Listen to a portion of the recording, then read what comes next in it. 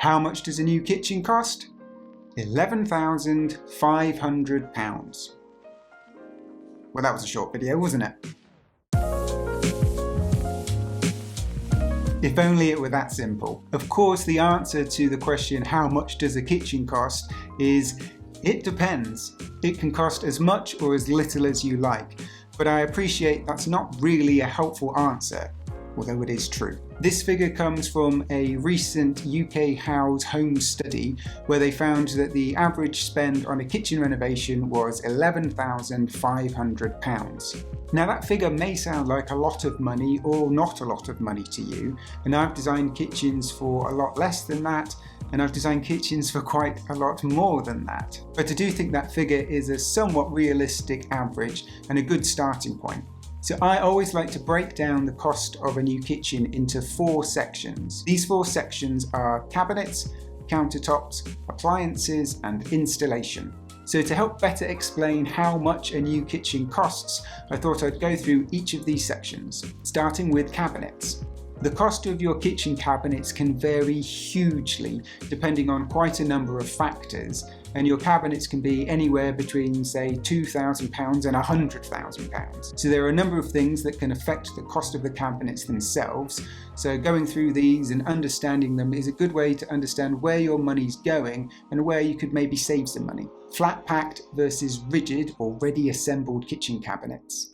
So this is how your kitchen cabinets will arrive when they're delivered on site. Flat pack cabinets will be cheaper to purchase, but you've guessed it, you're going to have to put them together. This self-assembly can cost you time and or money, so it's important to weigh up the cost benefit of having flat pack cabinets. Having cabinets supplied as rigid or already constructed will cost more upfront, but will save you time and money when it comes to installation. The thickness and construction of your kitchen cabinets. The thickness and the material type used to construct your kitchen cabinets will also play a part in the price, as it affects the overall quality and longevity of your kitchen cabinets. On the lower end, you might be looking at, say, a 15mm board made of MDF with a thin melamine finish. A cabinet with this kind of construction will cost less, but may not hold up to that day-to-day use for a long period, and you could be looking at replacing these kind of cabinets in just a couple of years. In the middle range, and what most good brands and kind of independent showrooms offer,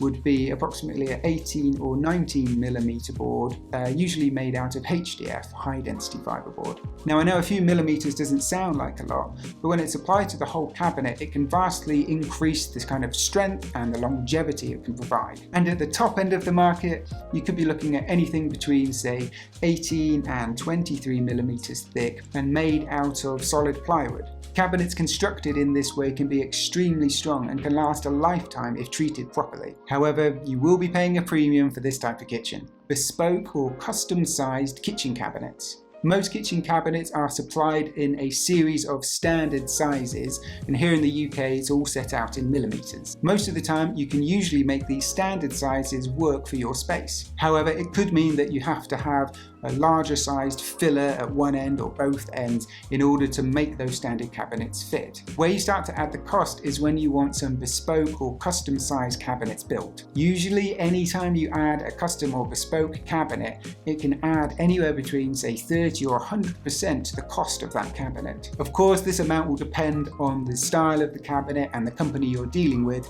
but regardless, bespoke or custom cabinets are always going to increase the cost. The type of kitchen cabinet door. The type of door is probably the biggest factor that will affect the cost of your kitchen cabinet. There are many different styles of door available, and with each style of door, there are many different qualities available as well. But typically speaking, solid timber doors, and especially shaker styles, and the more ornate they are, the more beading and moulding they have, those types of doors are going to be more expensive than slab doors that are just a matte finish or a melamine wrap finish. Kitchen cabinet runners and hinges. The quality of the drawer runners and the door hinges on your kitchen cabinets are really important, as these are the things that are going to be used again and again and again every day. The make of these hardware items and the associated quality can impact the cost of your kitchen cabinet. Brands such as Blum and Grass, which are available worldwide, are good names for these types of products and will last a long time, and oftentimes they'll actually offer guarantees, whereas lesser known brands or kind of generic generic or own brand mechanisms might wear and won't last as long. And on the lower end of kitchen cabinet costs, you may not be getting things like soft closed doors and drawers, which in my opinion are a must-have, or you will have to be upgrading and paying extra to get these things. So when you're comparing the cost of kitchen cabinets, say from one brand to another, look at these details. Do they include the same things, and is it a fair comparison? Kitchen cabinet storage solutions. Storage solutions are things like your metal pullouts or your corner solutions, your Le Mans or magic corners, anything like that, any kind of extra mechanism that's in the kitchen cabinet. And as with your hinges and runners, the manufacture of these storage solutions or mechanisms will impact the cost of the cabinet as well. And it goes without saying really that the more of these mechanisms and storage solutions that you have in your kitchen and in your kitchen cabinets, the more those kitchen cabinets are going to cost. Section number 2, your countertop. The next chunk of your kitchen budget we're going to look into is your countertop. And depending on your budget and what you want, this can be either a small or very hefty purchase. The type of kitchen countertop. The number one factor deciding the cost of your countertop is the type of material that you pick. But along with that, it's also the construction method, installation method, and availability of the product that all add to the cost. On the lower end, you could be looking at laminate countertops, and these are available in most kitchen shops or DIY stores or online, and you could be looking at as little as, a couple of hundred pounds, depending on the size of your kitchen. Moving up the scale a little bit, you have timber or wooden worktops.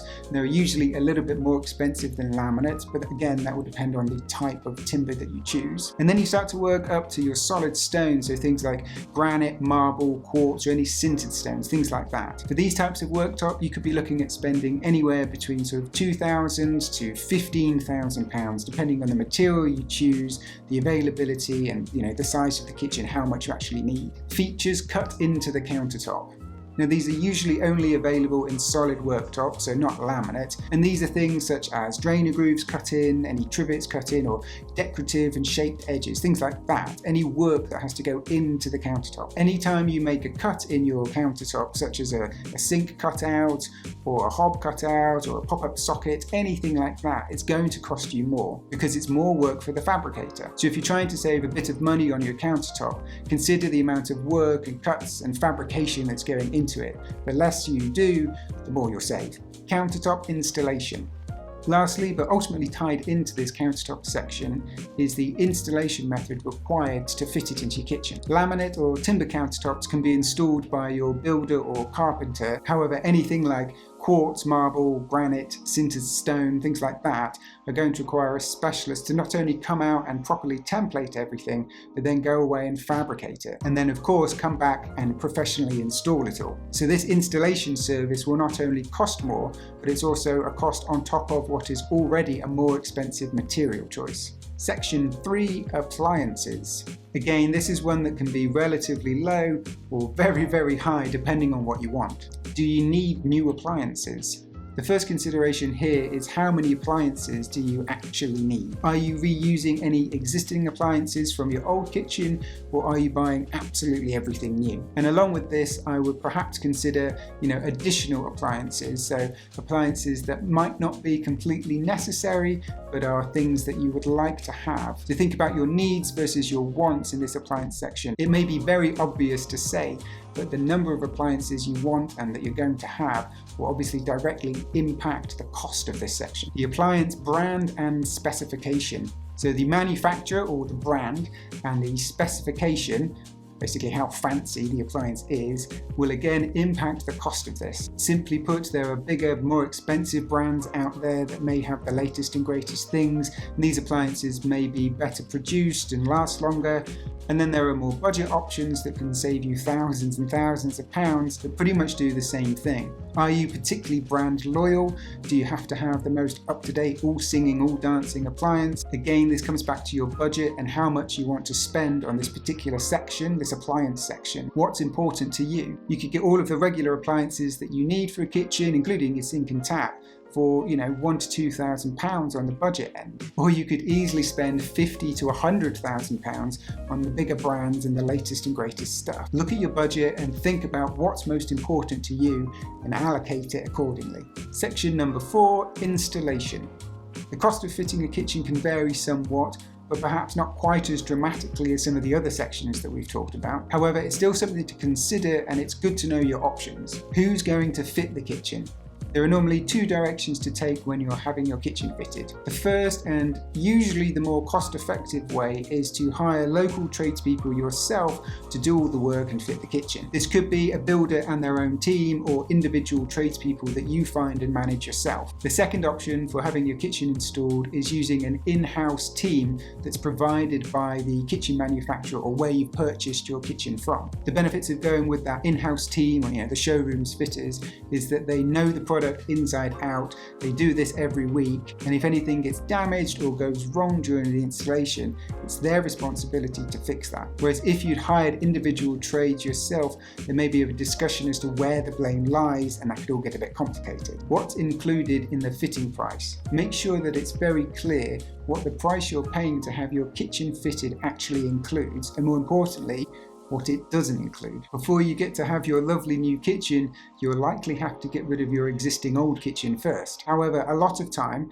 the in-house fitting service won't include removing your old kitchen as part of their price. So this is a cost that's quite easily overlooked, so don't forget about it. Don't forget about getting your old kitchen out of the way first. Many kitchen showroom fitting teams offer what's called a dry fit when it comes to installing the kitchen. Usually this means that they're only going to install the cabinets and the countertops, so they won't do any first or second fixes, so plumbing or electrics, gaswork, anything like that. You may need to hire separate tradespeople to sort these things out alongside the in-house team. Always check what your installation price includes to avoid any confusion and upset later on. So as you can see, there are a lot of factors that contribute to the cost of a new kitchen, making the question of how much does a new kitchen cost pretty much impossible to answer, other than obviously £11,500, of course. However, I find breaking it down into these 4 sections can help you allocate more or less of your budget to each section, depending on what's most important to you and what you want to spend your budget on. So, which of these 4 main sections, cabinets, countertops, appliances, or installation, is your priority, and where would you allocate the big chunk of your budget? Let me know in the comments below. I'd be really interested to see. As always, thank you so much for watching, and I'll see you in the next one.